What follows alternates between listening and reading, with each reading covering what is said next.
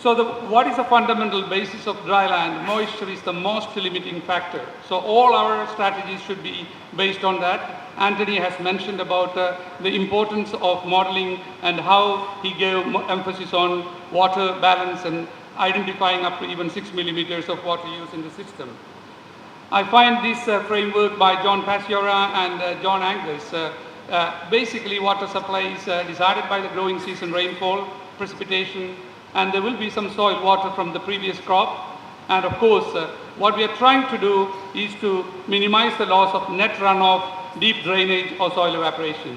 On the right hand side, my right hand side, there is a lot of water left in the system. Some of the root system is not able to capture. So we need to look at that.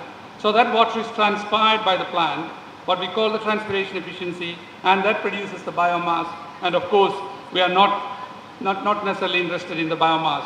So we need to look at the grain, which is decided by the harvest index, and yield is a function of the kernel number or grain number and kernel weight. So if we can manipulate these things, we should be able to modify the yield. So the question then is that when I was a student, undergraduate student, I was taught that you must create a fine tilt. So the pros are reduce soil compaction. We want to bury and will kill the weeds, particularly in relation to herbicide resistance, create a good tilt for the seeding, and bury the crop residues makes easier for the farmers to plant, and also it breaks down the residues so that organic matter is broken down. Stubbles also carry some diseases, so we need to make sure that that is not done. We can also incorporate dolomite, lime, and other soil amendments, and also reduce non-wetting. So these are the positive side.